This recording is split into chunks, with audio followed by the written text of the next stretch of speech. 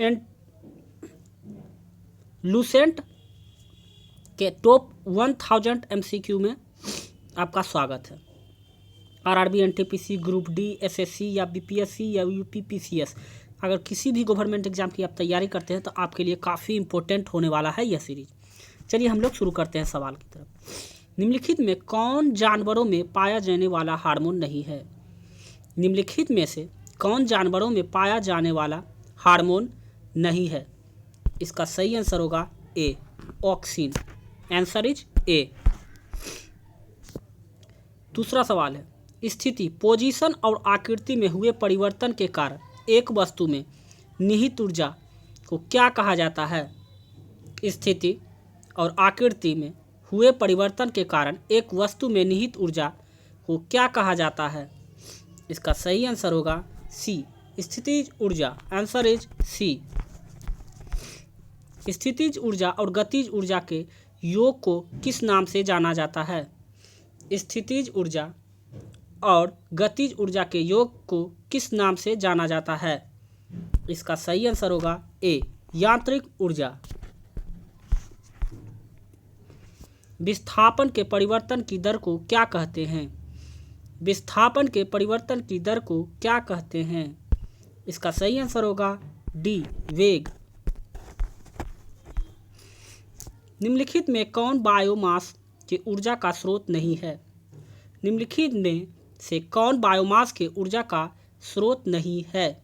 इसका सही आंसर होगा डी, परमाणु ऊर्जा। Answer is D. आप लोगों को कमेंट बॉक्स में बताना है कि कितना मार्क्स आपका आ रहा है। 12 डिग्री सेल्सियस पर जल की भौतिक अवस्था क्या होती है? 12 डिग्री सेल्सियस पर जल की भौतिक अवस्था क्या होती है? इसका सही आंसर होगा बी, द्रव। एक द्रव का परमाणु क्रमांक 17 है तो यह क्या है? एक द्रव का परमाणु क्रमांक 17 है तो यह क्या है?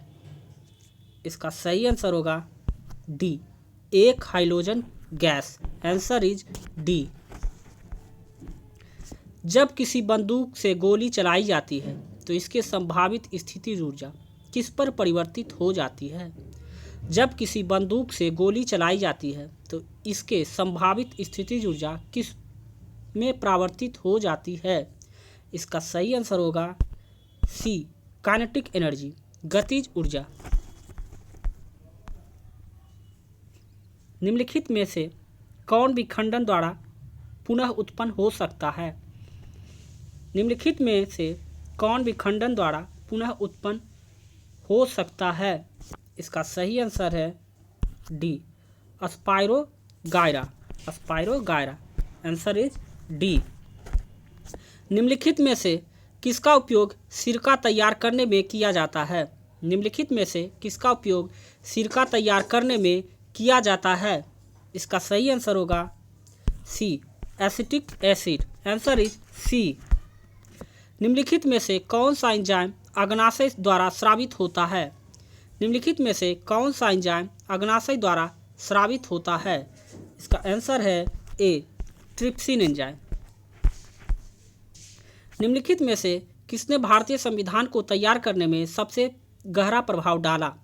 निम्नलिखित में से किसने भारतीय संविधान को तैयार करने में सबसे गहरा प्रभाव डाला? इसका सही आंसर होगा डी, भारत सरकार अधिनियम 1935, गवर्नमेंट ऑफ इंडिया एक्ट 1935। संसद के 2 सत्रों के बीच अधिकतम कितना अंतराल हो सकता है? संसद के 2 सत्रों के बीच अधिकतम कितना अंतराल हो सकता है? इसका सही आंसर होगा बी, 6 महीने। पंचायती राज के कामकाज की समीक्षा करने के लिए 1977 में नियुक्त समिति की अध्यक्षता किसने की थी? पंचायती राज के कामकाज की समीक्षा करने के लिए 1977 में नियुक्त समिति की अध्यक्षता किसने की थी? इसका सही आंसर होगा बी, अशोक मेहता समिति। Answer is B. चुनाव आयोग ने किस वर्ष में पहली बार आदर्श आचार संहिता जारी की थी? चुनाव आयोग ने किस वर्ष पहली बार आदर्श आचार संहिता जारी की थी?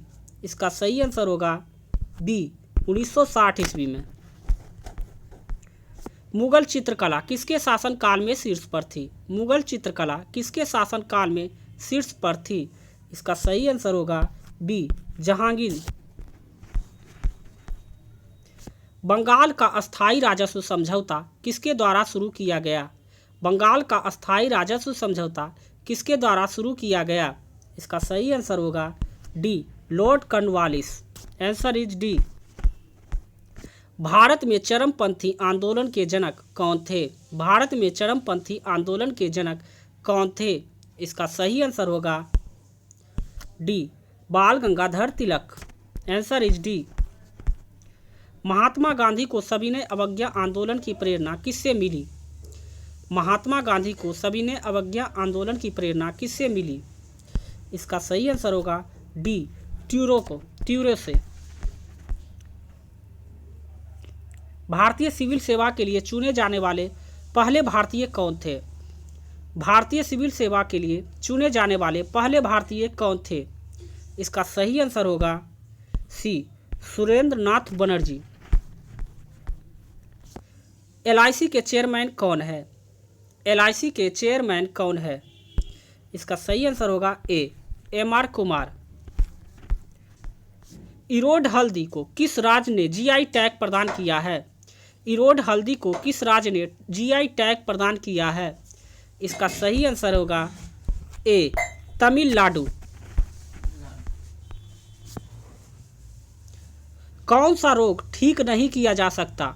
कौन सा रोग ठीक नहीं किया जा सकता? इसका सही आंसर है सी, कलर्ड ब्लाइंडनेस, वर्ण अंधता। ये जेनेटिक्स बीमारी है। कबड्डी में खिलाड़ियों की संख्या कितनी होती है? कबड्डी में खिलाड़ियों की संख्या कितनी होती है? इसका सही आंसर है बी, 7। हॉकी के जादूगर के नाम से किसे जाना जाता है? हॉकी के जादूगर के नाम से किसे जाना जाता है? इसका सही आंसर होगा बी, मेजर ध्यानचंद। सीमांत गांधी किसका उपनाम है? सीमांत गांधी किसका उपनाम है? इसका सही आंसर होगा बी, खान अब्दुल गफ्फार खान। राजघाट किसकी समाधि स्थली है? राजघाट किसकी समाधि स्थली है? इसका सही आंसर है ए, महात्मा गांधी। राष्ट्रीय विज्ञान दिवस कब मनाया जाता है? राष्ट्रीय विज्ञान दिवस कब मनाया जाता है? इसका सही आंसर है ए, 28 फरवरी। भारत का सबसे बड़ा मस्जिद कौन सा है? भारत का सबसे बड़ा मस्जिद कौन सा है? इसका सही आंसर है ए, जामा मस्जिद। हाल ही में राजीव गांधी खेल रत्न पुरस्कार से किसे सम्मानित किया गया है? हाल ही में राजीव गांधी खेल रत्न पुरस्कार से किसे सम्मानित किया गया है? इसका सही आंसर होगा सी, बजरंग पूनिया और दीपा मलिक दोनों को राजीव गांधी खेल रत्न से सम्मानित किया गया है। यदि आपको यह वीडियो अच्छा लगा हो, हेल्पफुल लगा हो, तो चैनल को सब्सक्राइब करके बेल आइकन को दबाना ना भूलें और जितना हो सके अपने दोस्तों के साथ शेयर करें। मिलते हैं हम लोग नेक्स्ट सीरीज में। आज के लिए बस इतना ही। जय हिंद।